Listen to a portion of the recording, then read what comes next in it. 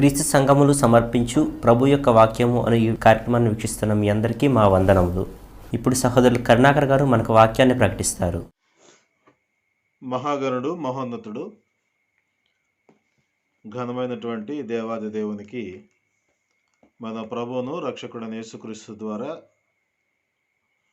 నా హృదయపూర్వక కృతజ్ఞతలు సమర్పిస్తూ ఈ ఉదయకాల సమయంలో దేవుని యొక్క వాక్యాన్ని ధ్యానించేదానికి ఎంతో ఆసక్తితో సిద్ధపడినటువంటి ప్రియ సహోదరి సహోదరులందరికీ నా హృదయపూర్వక వందనాలు తెలియజేస్తా ఉన్నాను. సమయంలో మనం కొరింథీయులకు రాసినటువంటి మొదటి పత్రిక 8వ అధ్యాయాన్ని మనం నేర్చుకుందాము. 7వ అధ్యాయం వరకు అనేక విషయాలు మనం నేర్చుకుంటూ వచ్చాం. ఈరోజు మనం నేర్చుకునేటువంటి విషయం ఏంటంటే 8వ అధ్యాయము ప్రారంభంలోనే మనకు హెడ్డింగ్ లాగా కనబడుతూ ఉంది. విగ్రహములకు బలిగా అర్పించిన వాటి విషయము అనేటువంటిది ఈ అధ్యాయంలో ప్రత్యేకంగా మనకు కనబడబోతూ ఉంది. అయితే ఈ విగ్రహాలకు సంబంధించిన విషయం మాత్రమే కాకుండా క్రైస్తవులకు ఇవ్వబడినటువంటి స్వేచ్ఛ అనేటువంటి ఆ పరిధిలో కొన్ని ఇబ్బందికరమైన పరిస్థితులు ఉంటున్నాయి కనుక వాటిని కూడా పౌలు మాట్లాడటం జరిగింది. అందుకనే 8వ అధ్యాయము మొదటి వచనం నుంచి 11వ అధ్యాయము మొదటి వచనం వరకు క్రైస్తవులకు ఇవ్వబడినటువంటి స్వేచ్ఛను గురించి మాట్లాడబడింది. వాటిలో ఒకటి 8వ అధ్యాయంలో ఉన్నటువంటిది విగ్రహములకు బలిగా అర్పించిన వాటి విషయము అనేటువంటిది. ఈ అధ్యాయంలో ప్రాముఖ్యమైనటువంటి సంగతి ఏంటంటే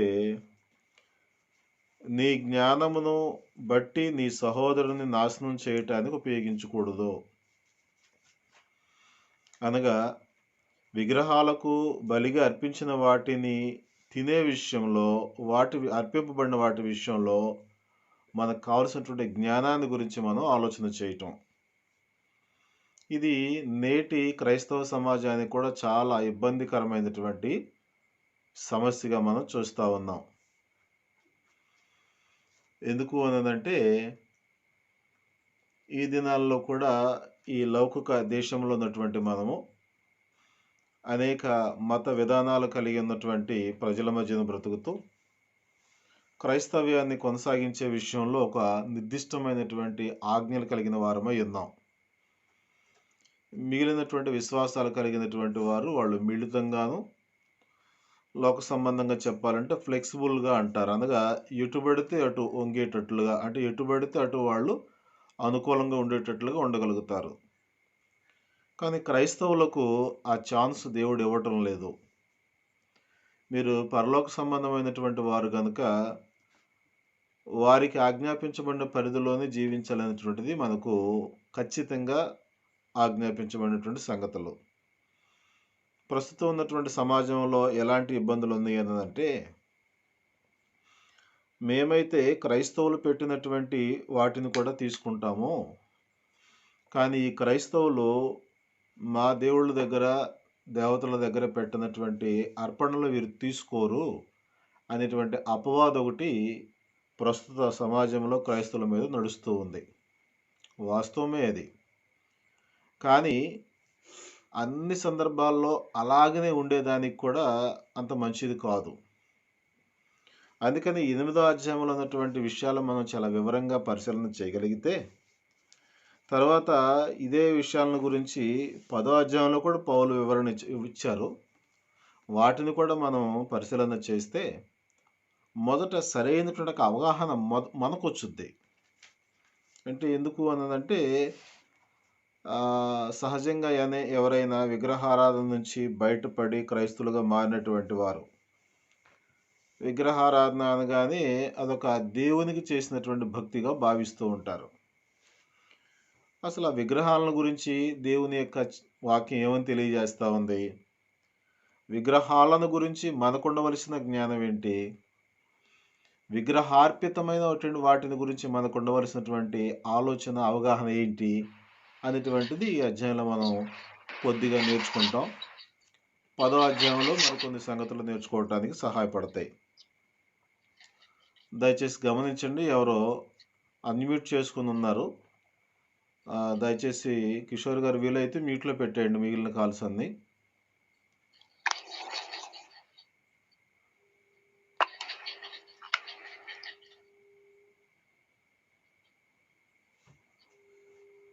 ఓకేనా, అందరూ మ్యూట్లో పెట్టుకున్నారా?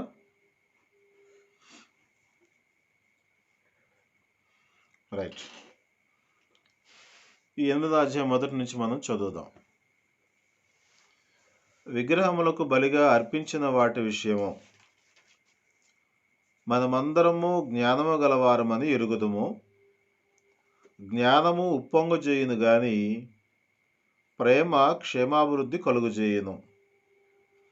ఒకడు తనకేమైనను తెలియననుకొని ఉంటే తాను తెలుసుకొనవలసినట్టు ఇంకను ఏమీ తెలుసుకున్నవాడు కాడు. ఒకడు దేవుని ప్రేమించిన ఎడల అతడు దేవునికి ఇరుకైన వాడే. కాబట్టి విగ్రహములకు బలిగా అర్పించిన వాటిని తినుట విషయమో అని చెప్పాడు. 8వ అధ్యాయం మొదటి వచనంలోనేమో విగ్రహములకు బలిగా అర్పించిన వాటి విషయాన్ని గురించి మాట్లాడుతున్నాడు. అలాగనే 4వ వచనంలోనేమో ఆ బలిగా అర్పించిన వాటిని తినే విషయాన్ని గురించి క్లారిఫికేషన్ ఇస్తా ఉన్నాడు. మొదటిది మనం గమనిస్తే విగ్రహములకు బలిగా అర్పించిన వాటి విషయము మనకు ఉండవలసినటువంటి జ్ఞానం ఏంటంటే, మనమందరం జ్ఞానం గల వారం కావచ్చును, కానీ మనకున్నటువంటి జ్ఞానము మనలను ఉప్పొంగ చేయనేమో, కానీ అది ఇతరులకు ఉపయోగకరంగా లేకపోతే అది వ్యర్థమవుతుంది. అలాగనే ప్రేమ అనేటువంటిది లేకపోతే ఎంత జ్ఞానం ఉన్నా అక్కడ క్షేమాభివృద్ధి అనేది జరగదు. అంటే జ్ఞానం కలిగిన వ్యక్తి ప్రేమ లేకుండా ఉంటే తన జ్ఞానాన్ని ప్రదర్శించుకుని తన యొక్క యోగ్యత ఏంటో బయలుపరచుకోవాలని ప్రయత్నం చేస్తాడే తప్ప తనకున్న జ్ఞానాన్ని బట్టి ఇతరులు ఇబ్బంది పడుతున్నారేమో, వారు షేమ్ ఫీల్ అవుతున్నారేమో, వారు అభ్యంతర పడుతున్నారేమో అనే అవగాహన ఉండదు. కనుక తనకెంత జ్ఞానం ఉన్నా కానీ ఎలాగుండాలి అన్నదంటే, ఉదాహరణకి మన ఇంట్లో బిడ్డలు ఉన్నారనుకోండి, మనకు తెలిసిన విషయాలన్నీ వారికి తెలియవు. కనుక మనం వారితో మాట్లాడేటప్పుడు ఇది కూడా నీకు తెలియదా అని అన్నాం అనుకోండి, వారు షేమ్ ఫీల్ అవుతారు.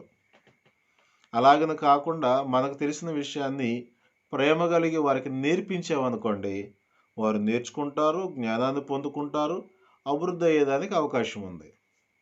అలాగనే సంఘములో కూడా మనం ఏం చేయాలంటే, మనకున్నటువంటి జ్ఞానాన్ని బట్టి ఇతరులను అభివృద్ధిలోకి నడిపించేదానికి వారి మీద మనకి ప్రేమ ఉండాలి. అందుకే ఏమంటే, జ్ఞానం ఉప్పొంగ చేయును కానీ ప్రేమ క్షేమాభివృద్ధిని కలుగు చేస్తుంది అంటాడు. అలాగనే ఎవరైనా తనకేమైనా తెలుసు అని అనుకుంటే అలా ఉండనివ్వండి.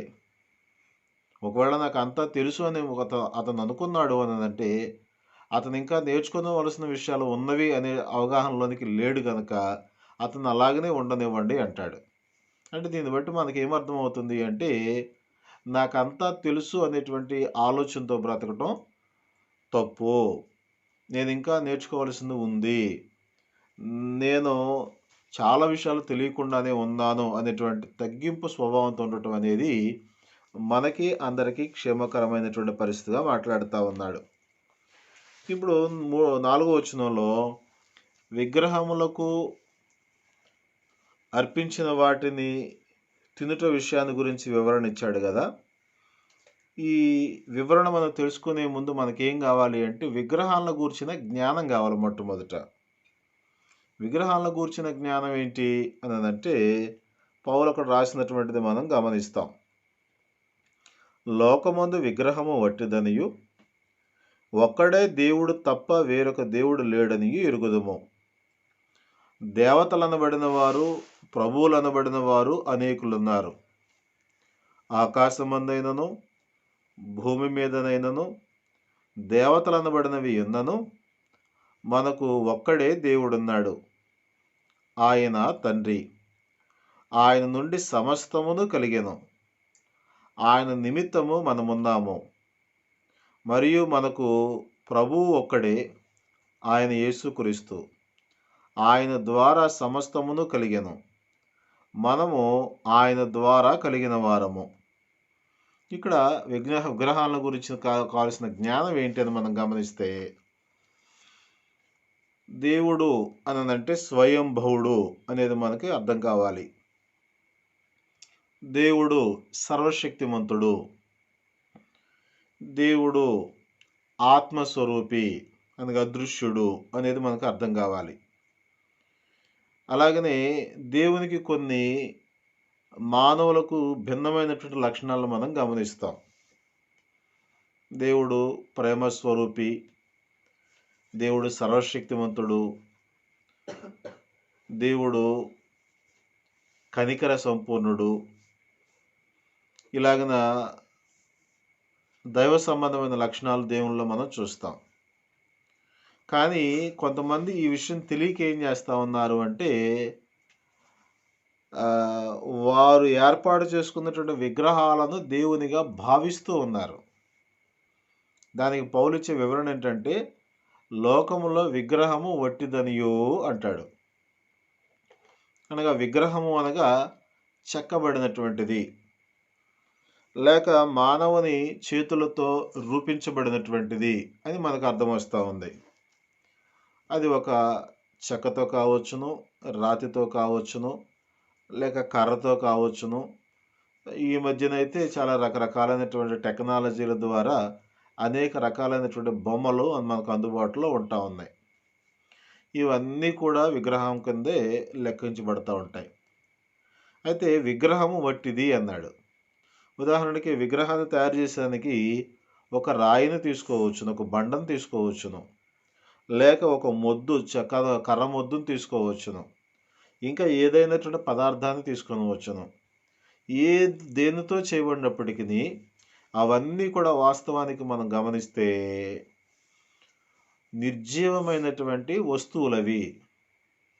అనగా చెక్క మొద్దు అది ఎదుగుతూ ఉన్నటువంటి చెట్టును నరకబడిన తర్వాత అది నిర్జీవంగా పడున్నప్పుడు ఆ చెట్టు మొద్దును తీసుకొని వచ్చి, ఆ మొద్దు గట్టిగా ఉంటుంది కనుక విగ్రహం చెక్కేదానికి అనుకూలంగా ఉంటుందని దానిని విగ్రహాన్ని రూపించడం జరుగుతుంది. ఈ వివరణ గురించి మనం యెషయా గ్రంథంలో కూడా గమనిస్తూ ఉంటాం. ఒకడు దేవదారు వృక్షాన్ని పెంచుతాడు, ప్రకృతి దాన్ని పెంచుతూ ఉంటుంది. ఒకడు నాటితే అది ప్రకృతి పెరుగుతుంది, మరొకడు దానిని నరుకుతాడు. నరకబడినటువంటి దానిని కొంత తీసుకుని వెళ్ళి తను కావలసిన వస్తువులు చేయించుకుంటాడు. మిగిలినటువంటి కొమ్మలతో అతడు వంట చేసుకుంటాడు, మరొకడు చలిగాచుకుంటూ ఉంటాడు. ఆ విడిచిపెట్టబడిన ఆ మొద్దు విషయంలో ఒకడు దాన్ని తీసుకుని వెళ్ళి బొమ్మగా రూపిస్తాడు. రూపించి దానికి నీవే నా దేవుడవు, నన్ను రక్షించు అని సాగిలపడతాడు అని ఈ విగ్రహాలను చేసేటువంటి వారిని గురించి దేవుడు చెప్పినటువంటి విషయాలు మనం గమనిస్తూ ఉంటాం. ఇవి మనకు అవగాహన లేకపోతే ప్రతి ఒక్కరూ కూడా విగ్రహాన్ని చూసినప్పుడు దేవునిగా భావించేటువంటి ప్రమాదాలు ఉన్నాయి. అందుకని మనం గమనించినప్పుడు యెషయా గ్రంథము 44వ అధ్యాయము, యెషయా గ్రంథము 44వ అధ్యాయంలో మనం గమనిస్తే 9వ వచనం నుంచి ఈ మాటలన్నీ మనం చూడగలుగుతూ ఉంటాం. విగ్రహమును నిర్మించు వారందరూ మాయ వంటి వారు, వారికి ఇష్టమైన విగ్రహములు నిష్ప్రయోజనములు, తామే అందుకు సాక్షులు. వారు గ్రహించువారు కారు, ఎరుగువారు కారు గనక వారు సిగ్గుపరచబడుదురు. గమనించండి, ఎందుకునో పనికిరాని విగ్రహమును పోతపోసి దానిని ఒక దేవునిగా నిరూపించువాడెవడు? ఇదిగో దాన్ని పూజించు వారందరూ సిగ్గుపడుదురు అని వారు కమ్మరి గొడ్డలి పదును చేయగా, నిప్పులతో పదును చేయగా, సుత్తుతో దాన్ని రూపించగా అతడికి బలం క్షీణించిపోతుందని చెప్తూ, తర్వాత 14వ వచనం నుంచి ఒకడు దేవదారు చెట్లను నరకవలనని పూనుకొను, శ్మశాన వృక్షమును గాని, సరళ వృక్షమును గాని, సింధూర వృక్షములను గాని, అడవి వృక్షములలో ఏదో ఒక దాన్ని తీసుకొనును. ఒకడు చెట్టు నాటగా వర్షము దాన్ని పెంచును.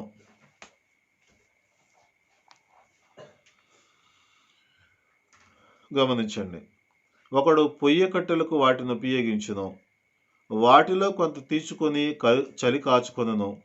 నిప్పు రాజబెట్టి రొట్టె కాల్చుకొనును. ఒకడు తుండు తీసుకొని దానితో ఒక దేవతను చేసుకొనును. తుండు అంటే మొద్దు ముక్క అన్నమాట. దానికి నమస్కారం చేయును. దానితో ఒక విగ్రహం చేసి దానికి సాగిలపడును. అంటే విగ్రహాలు రూపించబడే విధానంలో మనం గమనిస్తే, ఒకవేళ చెక్కతో చేయబడేటువంటివి అయితే ఇట్లా ఏదో ఒక చెట్టు ముద్దును తీసుకొని ఒక విగ్రహంగా దానిని మరొక మాటలు ఏమన్నాడు అని అంటే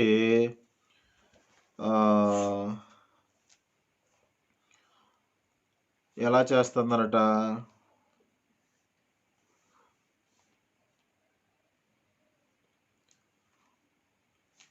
నరరూపము గలదానిగా 13వ వచనం చూస్తే, వడ్లవాడు నూలు వేసి చీర్ణముతో గీత గీచి చిత్రికల దాన్ని చకచేయును, కర్కాటములతో గుర్తుపెట్టి దాన్ని రూపించును. ఇవన్నీ కూడా వడ్లవాని యొక్క పనిముట్లు అనమాట, పేర్లవి. మందిరములో దాన్ని స్థాపింపవలనని నరరూపము గలదానిగాను నర సౌందర్యము గలదానిగాను చేయును అంటాడు. అంటే చూడటానికి ఒక మంచి ఆకారం వచ్చేటువంటి రూపాన్ని దానికి తయారు చేసి దాన్ని ఒక దేవతగాను ఒక దేవునిగాను నిరూపించుకునేటువంటి పరిస్థితి. ఇక్కడ మనం గమనిస్తే విగ్రహము వట్టిదనియు అనే మాట ఎందుకు చెప్పాడు అంటే, వాస్తవానికి విగ్రహంలో ఏమీ లేదు. అది కర్రతో చేయబడిన, రాతితో చేయబడిన, మరొక మెటీరియల్తో అతడు నిరూపించిన ఏదైనా కానీ అది కేవలము వట్టిది. అంతకుముందు ఒక బండరాయిలాగా ఉండేది, ఇప్పుడు అది రూపించబడి ఒక ఆకారానికి వచ్చింది. అంతకుముందు ఒక చెట్టు మొద్దులాగా ఉండేది, అది మనుష్య జ్ఞానాన్ని బట్టి రూపించబడి అది ఒక ఆకారానికి వచ్చింది. అలాగని ఇప్పుడు వాడేటువంటి విగ్రహాలు అయితే ఒక కెమికల్ గాను, ఒక పౌడర్ గాను, ఒక రకరకాలైన ముడి పదార్థాలుగా ఉంటే దానిని అచ్చుల్లో పోసి విగ్రహాల్లాగా తయారు చేస్తూ ఉన్నారు. కానీ ఇవన్నీ కూడా ఎందుకునో అంటే ఒక రకంగా చెప్పాలి అంటే జీవము లేనటువంటి స్థితి కలిగినటువంటి నిరుపయోగపడిన పదార్థాలు ఇవన్నీ. అందుకే వట్టిది అంటాడు. వట్టిది అంటే ఉపయోగం లేనటువంటిది, జీవం లేనటువంటిది అని. కనుక ఇలాంటి ఈ వట్టిది అనేటువంటి దాని గురించి మనకు అవగాహన ఉంటే అది ఏ ఆకారంలో ఉన్నా, ఏ రూపంలో ఉన్నా దాన్ని చూసి దేవునిగా భావించాల్సినటువంటి అవసరం లేదు. గమనించండి. ఎందుకని అంటే దేవుడు ఆత్మ కనుక ఆత్మరూపిగా ఉన్నటువంటి దేవునికి ఏ రూపాన్ని ఆపాదిస్తే సరిపోతుంది? అసలు ఏ రూపము ఆపాదించకూడదు కూడాను. ఎందుకని ఏంటంటే దేవుడు ఆత్మగా ఆయన తను తాను బయలుపరుచుకుంటున్నాడు కనుక ఆత్మ అయినటువంటి దేవునికి ఏ రూపాన్ని ఆపాదిస్తామో అలా ఆపాదించడం కూడా పాపమే అవుతుంది. కనుకన మరి మనకు దేవుడు ఉన్నాడు, ఆయన తండ్రి. అలాగనే ప్రభు ఉన్నాడు, ఆయన యేసుక్రీస్తు. కానీ ఈ విగ్రహం అనేటువంటిది వట్టిదిగాను, అలాగనే విగ్రహార్పితం యొక్క వివరణ కూడా పౌలు ఇక్కడ ఇవ్వటం మనం గమనిస్తున్నాం. ఏమని వివరణ ఇచ్చాడు అనంటే 7వ వచనంలో, కొరింథీ మొదటి పత్రిక 8వ అధ్యాయం 7వ వచనంలో, అయితే అందరి యందు ఈ జ్ఞానం లేదు. గమనించండి, ఏ జ్ఞానం లేదు? విగ్రహము వట్టిదేనని, అది మనుషుల చేతులతో రూపించబడినటువంటి ఒక ఆకారము కలిగినటువంటిదని, దానిని దేవునిగా భావించకూడదని, దేవుడు అనేటువంటి స్థితి కలిగిన వ్యక్తి మరి అదృశ్యమైనటువంటి వాడని, ఆయన మానవ స్థితిగతులన్నిటికీ అతీతమైనటువంటి వాడని, సర్వసృష్టికర్తని, ఈ యొక్క జ్ఞానము అందరికీ లేదు. కొందరు ఇది వరకు విగ్రహములను ఆరాధించిన వారు గనుక తాము భుజించు పదార్థములు విగ్రహములకు బలి ఇవ్వబడినవని ఎంచి భుజించుదురు అన్నాడు. కనుక ఒకప్పుడు నిజమైన దేవుని గురించి తెలియనప్పుడు అలాంటి విగ్రహారాధనలో నుంచి బయటకు వచ్చిన వాళ్ళు ఉన్నారు, నిజమైన దేవుని తెలుసుకొని. కనుక వాళ్ళు ఒక నిజమైనటువంటి దేవుని గురించి అవగాహన వచ్చేంత వరకు వారు విడిచిపెట్టిన వచ్చినటువంటి వాటి మీద కొంత అవగాహన వారికి ఉంది కనుక వాటిని కూడా దేవుళ్ళని భావిస్తూ ఉంటారు. విగ్రహాలను ఆరాధించి అక్కడ అర్పించబడిన పదార్థాలు తినేటువంటి విషయంలో వాళ్ళకు ఒక దైవ భయం అనేటువంటిది ఉంది కనుక ఇప్పుడు వాళ్ళు ఏం చేస్తారు అంటే వారి మనస్సాక్షి బలహీనమై అపవిత్రమైపోతూ ఉంది. అంటే ఎందుకు అపవిత్రం అవుతుంది అని అంటే వారు చేసేటువంటి భక్తి విధానం ఏదైతే ఉందో అది సరైనది కాదు కనుక వారి మనస్సాక్షి కూడా అపవిత్రపరచబడతా ఉంది. ఈ అవగాహన అన్నటువంటిది క్రైస్తవులకు ఉండాలి. ఎందుకు అంటే మనం కూడా విగ్రహారాధకుల నుంచి బయటకు వచ్చినటువంటి వాళ్ళమే. మనమేమి ఇశ్రాయేలీం కాదు, యూదులు అంతకన్నా కాదు. మన పూర్వీకులు, మన పెద్దలు, మన పితరులందరూ కూడా ఈ భారతదేశంలో ఉండి విగ్రహారాధన సంబంధమైనటువంటి ఆచార వ్యవహారాల్లోనే జీవిస్తూ దేవుని మహాకృపను బట్టి ఆ యొక్క స్థితిలో నుంచి మనం క్రమక్రమంగా విడిపించబడుతూ ఈ రోజున నిజమైనటువంటి జీవము కలిగిన దేవుని తెలుసుకునే అవకాశం మనకి ఏర్పడింది. అలాగనే మన వాళ్ళు ఇంకా చాలామంది ఇదే పరిస్థితిలో ఉంటూ ఉన్నారు. అయితే మనము అట్టి వారిని బట్టి మన విషయంలో అతిశయపడకుండా, అలాంటి వారిని హీనపరచకుండా, అలాంటి వారిని కూడా ఎలాగైనా మనం ప్రభువులోకి నడిపించాలి, వారిని నరకం నుంచి తప్పించాలనేటువంటి ఒక ప్రేమ గల మనసు వారి మీద మనకు ఉండాలి. అందుకని క్రైస్తవునిగా జీవిస్తూ విగ్రహార్పిత సంబంధమైన విషయాల గురించి జాగ్రత్తగా ఉంటూ ఆ విగ్రహ సంబంధమైనటువంటి ఊబిలో ఉన్నటువంటి వారి విషయమై మనం ప్రేమతో వారి కొరకు ప్రయాసపడేటువంటి బాధ్యత దేవుడు మన మీద పెట్టినాడు. కనుక ఇది ఒక జ్ఞానయుక్తంగా జీవించవలసినటువంటి జీవితం. వాళ్ళ విగ్రహారాధికులు అండి, ఎంత చెప్పినా వినరండి, మారండి, అబ్బో అసలు వారు మరీ మురుకులండి, ఇట్లా మాట్లాడకూడదు. వాళ్ళు చాలా భక్తిపరులండి, కానీ వాళ్ళకి తెలిసిన విషయాల్లో చాలా నిష్ఠగా ఉంటారని ఇలాగనే పాజిటివ్గా మాట్లాడొచ్చును. అలాగనే మనం ఎప్పుడైతే వారిని గురించి మంచిగా మాట్లాడుతూ ఉంటామో వాళ్ళు చేసేటువంటి భక్తి సరైందా కాదని వాళ్ళకు వాళ్ళే ఆలోచించుకునేటట్లుగా మనం చేస్తున్నామని అర్థం. అలాగని కాకుండా నెగిటివ్గా వారిని మనం బాధపరిచేటట్లుగా మాట్లాడామనుకోండి, మనం అంటే ద్వేషం ఏర్పడుతుంది. మన భక్తి అంటే వాళ్ళకి అసహనం పుట్టిస్తుంది. అప్పుడు తర్వాత మనం మంచి మాటలు చెప్పినా, వారి కష్టంలో ఉన్నప్పుడు వెళ్ళి మనల్ని వారు పరామర్శించి ప్రార్థన చేసే ప్రయత్నం చేసినా వారు స్వీకరించేదానికి సిద్ధంగా ఉండరు. కారణం ఏంటంటే మనమే మనకున్న జ్ఞానాన్ని బట్టి ఉప్పొంగి ఎదుటి వాళ్ళని తేలిక ఉన్నాం. కనుక ఇది మనకిని వారికిని ఏమాత్రము క్షేమకరమైన పరిస్థితి కాదు అనేటువంటి వాస్తవాన్ని మనం గ్రహిద్దాం. కనుక ఇక్కడ మనకున్నటువంటి జ్ఞానం ఏంటంటే విగ్రహము వట్టిది, దానిలో ఏ మాయ లేదు, జీవం లేదు, మంత్రం లేదు. అలాగనే విగ్రహాలకు అర్పించేటువంటి వాటి గురించి ఉన్న జ్ఞానం ఏంటి అన్నదంటే అది కూడా మనకు చక్కని వివరణ ఉంది. విగ్రహాల దగ్గర పెట్టేటువంటి అర్పణల విషయంలో అవి కూడా వాస్తవానికి మనం గమనిస్తే కొన్ని పదార్థాలు విగ్రహాల దగ్గర పెట్టి వాటిని తర్వాత భక్తులకు పంచే కార్యక్రమాలను చూస్తుంటాం. గమనించండి, ఏమేమి పెడతారు విగ్రహాల దగ్గర? సహజంగా రొటీన్గా అందరూ చేసే కార్యక్రమాలు ఏంటంటే కొబ్బరికాయ కంపల్సరీ కొడతారు. కొబ్బరికాయ పవిత్రమైనటువంటి జలము కలిగి ఉంటుందని భావంతో కొబ్బరికాయ కొడతారు. తర్వాత ఆ కొబ్బరికాయలో ఉన్నటువంటి కొబ్బరిని ప్రసాదంగా వారు తయారు చేస్తారు. ఆ తర్వాత కొన్ని పదార్థాలు వాళ్ళు సిద్ధం చేసి వాటిని అక్కడ ఉంచి ఆ తర్వాత తిరిగి మరలా వచ్చినటువంటి భక్తులందరికీ దాన్ని పంచి ప్రసాదంగా స్వీకరిస్తారు. ఇప్పుడు గమనించండి, ఇప్పుడు విగ్రహం దగ్గర పెట్టినటువంటి కొబ్బరికాయకి మన ఇంటిలో మనం రెగ్యులర్గా వాడుకోవటానికి తీసుకున్న కొబ్బరికాయకి తేడా ఏముంది ఉంటుందా? ఏమీ లేదు. అదేమో అక్కడ అర్పించబడింది, ఇదేమో మన ఇంట్లో ఉంది, అంతే తేడా. సరే అర్పించారు అనుకుందాం, అర్పించబడటానికి అక్కడ ఎవరున్నారు విగ్రహం దగ్గర? ఎవరూ లేరు. జాగ్రత్తగా గమనించండి.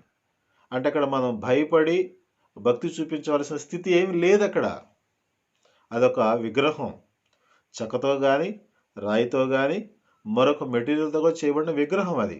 ఆ విగ్రహంలో జీవం అనేది లేనప్పుడు అది ఎవరికి అర్పించినట్టు అవుతుంది? గమనించండి. అంటే మీకు ఇంకా వేరే సందేహాలు రావచ్చును. అవి తర్వాత మనం పదార్థానికి వెళ్ళినప్పుడు అక్కడ కూడా మనం నేర్చుకుంటాము. ఇక్కడ మనకు వివరణ ఇచ్చినంత వరకు ముందు ఆలోచన చేద్దాం. ఓకే.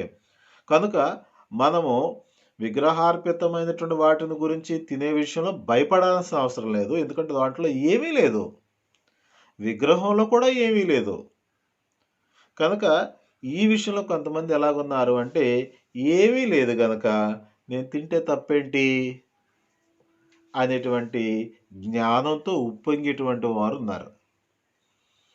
పౌలు అంటాడు, నీకు కలిగినటువంటి స్వాతంత్రము బలహీనులకు అభ్యంతరం కలుగజేస్తుందేమో చూసుకోవద్దా? గమనించండి. అంటే 8వ వచనం వరకు మనం గమనిస్తే మనకి జ్ఞానం ఉంది, విగ్రహాన్ని గురించిన అవగాహన ఉంది, విగ్రహాలకు అర్పించే అర్పణల గురించిన అవగాహన ఉంది. అది తింటే ఏమవుద్దో, తినకపోయినా నష్టం లేదు, ఈ విషయాలన్నీ మనకున్నాయి. మనకు దేవుడు ఒక్కడే ఉన్నాడని, ప్రభు ఒక్కడే ఉన్నాడని, మనము ప్రభు కోసం ఉన్నామని, ఆయన ద్వారా కలిగిన వారమని, ఆయన కొరకు మనం బ్రతుకుతున్నాము. కనుక విగ్రహంతో మనకు పెద్ద పనేమీ లేదు, విగ్రహార్పితం కూడా మనల్ని ఏమి చెయ్యదు అనేటువంటి ఒక అవగాహన, భరోసా మనకైతే ఉంది. అలాగని దానిని తినేదానికి మనం సాహసిస్తే, విగ్రహార్పితమైన పదార్థాలు తినేదానికి మనం ఇష్టపడితే, మన చుట్టూ ఉన్నటువంటి ప్రజలు ఎవరైతే ఉన్నారో వారి విగ్రహాలను దేవునిగా భావించేటువంటి బలహీనమైన అపవిత్రమైన మనసాక్షి కలిగిన వారైనారు కనుక వారిని పాడు చేసేదానికి మనం కారకులు అవుతున్నాము. కనుక 8వ వచనంలో భోజనమును బట్టి దేవుని ఎదుట మనము మెప్పు పొందము, తినకపోయినందున మనకు తక్కువ లేదు, తినినందున మనకు ఎక్కువ లేదు. అంటే కేవలం భోజన పదార్థాల కొరకు మనం కకృతి పడకూడదు. ఈ విషయాల్లో మనం గమనిస్తే క్రైస్తవుల్లో సైతం చాలా భేదాలు మనం చూస్తూ ఉంటాం. అంటే బాగా మెప్పు పొందేటట్టుగా భోజనాలు పెడితే అదొక రకమైనటువంటి సంతోషం. ఒకవేళ ఏదైనా తక్కువైంది అంటే ఆ విషయంలో కూడా ఊరికనే బయటపడేటువంటి పరిస్థితి. కానీ వాస్తవానికి దేవుని రాజ్యం అనేటువంటిది నీతి, సమాధానము, పరిశుద్ధాత్మల యందలి ఆనందమనే ఇక్కడ కనబడాలి తప్ప భోజనాలను బట్టి మెప్పు, భోజనాలు లేవని తర్వాత అవమానకరమైన పరిస్థితులు అనేవి ఇక్కడ మనం పట్టించుకోకూడదు. అందుకని తినినందున మనకి ఎక్కువ లేదు, తినకపోయినందున తక్కువ లేదు. అసలు ముందు దేవుని యొక్క రాజ్యంలో లేక దేవుని ఎదుట భోజనాన్ని బట్టి మెప్పు పొందే పరిస్థితులు లేదు. ఇది మొదట గుర్తుపెట్టుకోవాలి. చాలామంది క్రైస్తవులు పడుతున్నారు తెలియక ఇదేమడు మా చర్చిలో భోజనాలు పెడతారండి అని చెప్పుకుంటారు. ఏముంది దానిలో? అంతకంటే బాగా పెట్టేవాళ్ళు కూడా ఉంటారు. పోనీ బాగానే పెట్టారు, తిన్నాము, ఏంటి ఏం పుణ్యం వచ్చేసింది అక్కడ? అవగాహన లేక అనమాట. అందుకనే భోజనమును బట్టి దేవుని ఎదుట మనం మెప్పు పొందము, అది ఎందుకునో దేవునిని మెప్పించే పరిస్థితి కాదు అని చెప్తూ 9వ వచనంలో అయినను మీకు కలిగి ఉన్న ఈ స్వాతంత్రము వలన బలహీనులకు అభ్యంతరము కలుగకుండా చూచుకొనుడి. మీకు తిన్నా నష్టమేమి లేదు, తినకపోయినా ఎక్కువేమి లేదు. అయితే మీకు స్వాతంత్రం ఉంది, ఏదైనా కృతజ్ఞతాస్తుతులు చెల్లించి పుచ్చుకునేటువంటి స్వాతంత్రం ఉంది. అలాగని స్వాతంత్రం ఉందని చెప్పేసి నీ కొరకు నువ్వు భోజనాన్ని బట్టి నీ కడుపుకు మెప్పు కలిగే దానికోసం నువ్వు చేసుకుంటూ పోతే నీతోటి ఉన్నటువంటి బలహీనులు ఎవరైతే ఉన్నారో, అంటే నీతో పాటు ఉన్నటువంటి వారిలో విశ్వాసం ముందు బలహీనులు ఎవరైతే ఉన్నారో వారికి అభ్యంతరం కలుగుతుందేమో చూసుకోవాలి కదా అని మాట్లాడుతూ ఎలా అనగా 10వ వచనంలో జ్ఞానము గల నీవు విగ్రహాలయమందు భోజన పంక్తిని కూర్చుండగా ఒకడు చూచిన ఎడల బలహీనమైన మనస్సాక్షి గల అతడు విగ్రహములకు బలి ఇయ్యబడిన పదార్థములు తినుటకు ధైర్యము తెచ్చుకొనును గదా. అందువలన ఎవని కొరకు క్రీస్తు చనిపోయేనో ఆ బలహీనుడైన ఆ నీ సహోదరుడు నీ జ్ఞానమును బట్టి నశించును. గమనించండి. ఏమీ లేదు, విగ్రహాల్లో ఏమీ లేదండి, విగ్రహాలు పెట్టిన దాంట్లో కూడా ఏమీ లేదు, ఇదేదో వాళ్ళ మూఢనమ్మకమే, వాళ్ళకి తెలియక ఇలా చేస్తూ ఉన్నారు, మనం తింటే మనకి పెద్ద ఇబ్బంది ఏం లేదండి అని మనం అనుకోవచ్చు మాకున్న జ్ఞానాన్ని బట్టి. రైట్, కరెక్టే నువ్వు అనుకున్నది. కానీ మన చుట్టూ ఉన్నటువంటి పరిస్థితులు ఎలాగున్నాయి అంటే చాలామంది ఆ విగ్రహాలే దేవుడని నమ్మేటువంటి వాళ్ళు ఉన్నారు. ఆ విగ్రహాలకు అర్పించిన అర్పణలు ప్రసాదంగా దేవుని యొక్క భోజనంగా భావించేటువంటి బలహీనమైన మనస్సాక్షి కలిగిన వారు ఉన్నారు. కనుక అలాంటి వారు తప్పు చేస్తూ ఉన్నారు, కాని మార్గంలో ఉన్నారు అనేటువంటి సంగతి వారికి ఎలా తెలుస్తుంది మనం వేరుగా ఉండకపోతే? మనమే ఆ విషయంలో చొరబడి కేవలం కడుపుకు తింటే ఏమైంది అనేటువంటి ధోరణితో మనం వెళ్ళిపోయి తినేస్తే, ఆ విగ్రహాలయమందు భోజన పంక్తిని మనం కూర్చుంటే, ఈ అవిశ్వాసిగా ఉన్నటువంటి వ్యక్తి కానీ, లేక అప్పుడప్పుడే దేవుని గురించి నేర్చుకుంటున్న వ్యక్తి కానీ, బలహీనమైన మనస్సాక్షి కానీ మనల్ని చూసినప్పుడు ఎలా భావిస్తాడు? ఆహా, అంటే వీళ్ళే ఇక్కడ భోజనం చేయడానికి కూర్చున్నారు అంటే మనము సేవించేటువంటి ఈ విగ్రహాలు, విగ్రహార్పితలు ఇవన్నీ కూడా నిజమైనటువంటి దేవుడేనమాట అని తన యొక్క మనస్సాక్షి ఇంకా వ్యర్థమైన వాటి యందు బలపడి నిజమైన దేవుని యొక్క విశ్వాసమందు బలహీనపడేటువంటి ప్రమాదం ఉంది. దానికి కారణం మనం అవుతున్నాం. అందుకని పౌలు అంటాడు, నీవు నీ జ్ఞానాన్ని బట్టి నీ ఇష్టానుసారంగా స్వేచ్ఛగా నువ్వు ప్రవర్తిస్తే, నీకున్న స్వేచ్ఛను బట్టి దేవుడు నీకు ఇచ్చిన జ్ఞానాన్ని బట్టి నీ తోటి సహోదరుడు పాడైపోతున్నాడే, అతని మనసాక్షిని మరి బలహీనం చేసేస్తున్నావే. అసలు యేసుక్రీస్తు చనిపోయింది ఎవరి కోసం? మన కోసం. మనలాంటి వాళ్ళు ఇంకా అనేకులు లోకంలో ఉంటే వారందరి యొక్క రక్షణార్థం ఆయన చనిపోయారు. కనుక ఎవని కొరకు క్రీస్తు చనిపోయినో ఆ బలహీనుడైన ఆ నీ సహోదరుడు నీ జ్ఞానమును బట్టి నశించును. మనం ఇదే కాదు, ఈ రోజుల్లో సంఘాల్లోనూ క్రైస్తవుల్లో కూడా చూసే మరొక బలహీనతలు ఏంటంటే, బాప్తిసం పొందిన తర్వాత పరిశుద్ధులుగా జీవిస్తూ ఎంతో భక్తి విశ్వాసాలు కనపరుస్తూ తర్వాత అనతి కాలంలోనే కొందరు లోక సంబంధమైన పాపములకు తెగబడిపోతున్నారండి. బూతులాడటం మానట్లేదు, అలాగనే మాయలు చేయటం మానట్లేదు, వ్యభిచారం మానట్లేదు, ధనాపేక్ష మానట్లేదు, లోక సంబంధమైన దేవుడు చేయవద్దన్న ఏ పాపాన్ని కూడా నిరోధించుకునేటువంటి ఆ ప్రాక్టీస్ ఉండట్లేదు. కనుక దేవుని యందు విశ్వాసం ఉంచాలనుకున్నటువంటి క్రొత్త వారు వీటినే సాకుగా చెప్తున్నారు ఈ రోజున. ఎందుకంటే వాళ్ళు ప్రార్థనకి వెళ్తారు కానీ వాళ్ళ నోరు మంచిది కాదు, వాళ్ళ బుద్ధులు మంచివి కాదు, వాళ్ళ పనులు మంచివి కాదని మన గురించి పరోక్షంగా వాళ్ళు సాక్ష్యం ఇస్తూ ఉన్నారు. అంటే ఈ విగ్రహాల ఆర్పిత సంబంధమైనటువంటి విషయంలో కావచ్చును, అలాగే మన జీవితంలో ఉన్నటువంటి బలహీనతల విషయంలో కావచ్చును, ఇవన్నీ కూడా ఏమవుతుంది అంటే ఎవరి కొరకైతే క్రీస్తు చనిపోయి వారిని బ్రతికించాలని ఆయన త్యాగం చేశాడో ఆ ఇతరమైనటువంటి మన సహోదరులను పాడు చేసేటువంటి పరిస్థితి మన దగ్గరే కనబడతా ఉంది. కనుక దీన్ని ఏమన్నాడు అనంటే 12వ వచనంలో, ఇలాగ సహోదరులకు విరోధముగా పాపము చేయటం వలనను వారి బలహీనమైన మనస్సాక్షిని నొప్పించటం వలనను మీరు క్రీస్తునకు విరోధముగా పాపము చేయువారగుచున్నారు అన్నాడు. నేను అసలు ఎవరు జరిగిపోవటం లేదండి, నేను ఎవరికి నష్టం కలగజేయట్లేదండి, నేను ఏ పాపం చేయట్లేదండి అని మనం ఒకవేళ గొప్పలు చెప్పుకోవచ్చును. కానీ మనలో ఉన్నటువంటి దైవికమైన జ్ఞానము, దేవుడు క్రీస్తునందు మనకిచ్చినటువంటి స్వాతంత్రము సరిగా ఉపయోగించకపోతే దానిని కేవలం మన లాభాపేక్ష కొరకు, మన స్వార్థం కొరకు మాత్రమే వినియోగించుకునేటట్లుగా మనం జీవిస్తే దానివల్ల ఏం జరుగుతుంది అంటే మనము క్రీస్తునకు విరోధంగా పాపం చేస్తున్నాం. ఏ విధంగా అనంటే, అంటే నా ఇష్టానుసారంగా నేను బ్రతికితే క్రీస్తుకు విరోధంగా నేను ఎలా పాపం చేస్తున్నాను అనంటే, క్రీస్తు ఎవరి కోసమైతే చనిపోయాడో ఆ నీ సహోదరుణ్ణి నీ జ్ఞానాన్ని బట్టి, నీ స్వాతంత్రాన్ని బట్టి పాడు చేస్తున్నావు. కనుక ఇది క్రీస్తునకు విరోధంగా పాపం చేయటమే, క్రీస్తు యొక్క లక్ష్యానికి నువ్వు అడ్డం తగలటమే, దేవుని దగ్గరకు వచ్చే వారికి అడ్డుబండగా ఉండటమే. కనుక క్రైస్తవుడు జీవించటం అంటే జీవించటం కాదు, కానీ ఎంత జ్ఞానయుక్తంగా తన జీవితాన్ని వాక్య పరిధిలో నడిపించుకోవాల్సినటువంటి అవసరం ఉంది.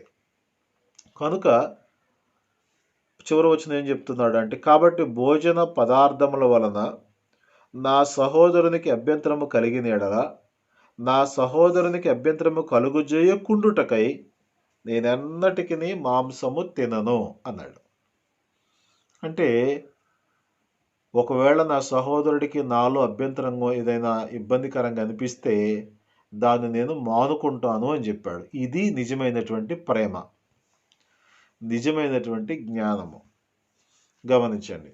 అలాగను కాకుండా వాళ్ళ కోసం నేను ఎందుకు మానుకోవాలి? నా అలవాట్లు నావి, వారి అలవాట్లు అలవే. వాళ్ళ విశ్వాసం వాళ్ళది, నా విశ్వాసం నాది. వాళ్ళ స్థాయి వాళ్ళది, నా స్థాయి నాది అని అంటే ముందే చెప్పేశాడు, జ్ఞానం ఉప్పొంగు చేయను కానీ ప్రేమ క్షేమాభివృద్ధిని కలుగజేస్తుంది. చాలా స్థానిక సంఘాల్లో ఎక్కువ మంది ప్రజలు ఇలాగే ఉంటున్నారు. నేను ఎట్టుంటే వాళ్ళకి ఎందుకండి అంటారు పెద్ద గొప్పగా. అదేంటి, సంబంధం లేదా సహోదరుల మధ్యన? సంఘానికి సహోదరులకు రిలేషన్ ఉందా లేదా? క్రీస్తుకు సభ్యులకు రిలేషన్ ఉందా లేదా? వారి ప్రవర్తనకు, వారి జీవితాలకు, సంఘం యొక్క ఎదుగుదలకు రిలేషన్ ఉందా లేదా? ఇవన్నీ ఒకదాంతో ముడిపెట్టబడినటువంటి సంగతులు. ఏదో మనం లోకంలో ఉన్నటువంటి మనుషుల్లాగా నేను ఎట్టుంటే వాళ్ళెందుకు, వాళ్ళకెందుకు, నేనేం తింటే వాళ్ళకెందుకు, నేను ఎలా బ్రతికితే వాళ్ళకెందుకు అని మాట్లాడకుండా సరిపోము. ఎందుకంటే మన పద్ధతి అది కాదు. మన యొక్క ఆలోచనలు ఇతరుల మీద ప్రభావం చూపిస్తాయి. మన ప్రవర్తన ఇతరులను ఆటంకపరుస్తాయి లేక ప్రోత్సాహపరుస్తాయి. మన యొక్క ఆలోచనలు ఇతరులకు బలాన్ని ఇస్తాయి లేదా బలహీనత పరిచేస్తాయి. ఇలాగ చాలా రిఫ్లెక్షన్ అనేటువంటిది సంఘం మీద, సహోదరుల మీద పడుతుంది. కనుక దానికి తగ్గట్టుగా మనం చూసుకోవాలి. అందుకని ఏమందంటే, నా సహోదరునికి అభ్యంతరము కలిగిన ఎడల, నేను తినే భోజన పదార్థాన్ని బట్టి నా సహోదరుడికి అభ్యంతరం కలిగితే అది నాకు ఇష్టమైన భోజనమైన దానికి ఇప్పటికీ నేను తిన్నాను. కారణం ఏంటంటే నేను మానేయటం వలన నా సహోదరుడు బలపడతాడు. అతను బలపడటం, అతడు క్షేమాభివృద్ధి చెందటం క్రీస్తు ప్రభు నాకు ఇచ్చిన బాధ్యత అనేటువంటి ఎంత జ్ఞానయుక్తంగా బ్రతకాల్సిన అవసరం ఉందండి. అలాగను కాకుండా అబ్బెబ్బే అసలు ఎవరేమనుకుంటే నాకెందుకు, నేను చేయాల్సింది చేస్తాను, దేవుడు నాకు స్వేచ్ఛనిచ్చాడు, స్వాతంత్రాన్ని ఇచ్చాడు అని అరణ్య ప్రయాణంలో కనుక కోరాహు బ్యాచ్ అంతా కూడా మోషే మీద, అహరోను మీద తిరుగుబాటు చేసినట్లుగా మనం నా ఇష్టానుసారంగా నేను ఉంటాను అన్నదంటే క్రీస్తుకు విరోధంగా పాపం చేసే మొట్టమొదటి వ్యక్తులు మనమే అవుతాం. కనుక మొదట దేవుని గురించి అవగాహన ఉండాలి, విగ్రహాలను గురించి అవగాహన ఉండాలి, విగ్రహాలకు అర్పించిన అర్పణల గురించి అవగాహన ఉండాలి, వాటిని తినే విషయంలో తినొచ్చునా తినకూడదా అనేటువంటి ఒక అవగాహన మనకు ఉండాలి. తింటే వచ్చే నష్టం ఏంటి, అలాగనే తినకపోయినందున కలిగే లాభం ఏంటి, ఇవన్నీ కూడా మనం అవగాహన చేసుకుని చాలా జ్ఞానయుక్తంగా జీవిస్తేనే. ఎందుకు ఈ సమస్య వాళ్ళకి ఏర్పడింది అన్నదంటే, ఈ కొరింథీ పట్టణంలో కామదేవత గుడి ఒకటి ఉందని మనం చెప్పుకున్నాం కదా, అక్కడ ఎక్కువగా బలుల అర్పణలు జరుగుతూ ఉంటాయి. కనుక బలి అర్పణ జరిగినటువంటి పదార్థాలను తీసుకుని వచ్చి వాళ్ళ అంగట్లు అమ్మటం కానీ ఇతర వ్యాపారాలు జరుగుతూ ఉంటాయి. కాబట్టి విగ్రహాలకు అర్పించిన వాటిని తినే విషయంలో ఒక సరైనటువంటి అవగాహన వీళ్ళకి లేకపోతే వాళ్ళ జీవితం మిళితమైపోతుంది. అంటే అటు అది చేస్తారు, ఇటు ఇది చేస్తారనమాట. కనుక వీటన్నిటి కొరకు పౌలు చాలా చక్కని వివరణ ఇచ్చి వారిని బలపరచడం అనేటువంటిది జరిగింది. కనుక ఈ విగ్రహాలను గురించి, వాటికి అర్పించబడిన వాటిని గురించి, వాటి విషయంలో క్రైస్తవులు తీసుకోవాల్సిన జాగ్రత్తల గురించి పౌలు ఇక్కడ చెప్పినటువంటి సంగతుల వరకే మనం పరిశీలన చేసుకోగలిగాము. మరి మా అడ్రస్ క్రీస్తు సంఘములు సమర్పించు ప్రభువు వాక్యము, సహోదరులు M Karunakar garu, Pedapeta, Bethavolu, Gudivada. Pin number 521301. మా ఫోన్ నెంబర్ 9396804042. లేని దేవుడు, సత్యమైన దేవుడు, సాటి లేని దేవుడు, సర్వశక్తి గల సర్వోన్నతుడు యెహోవా.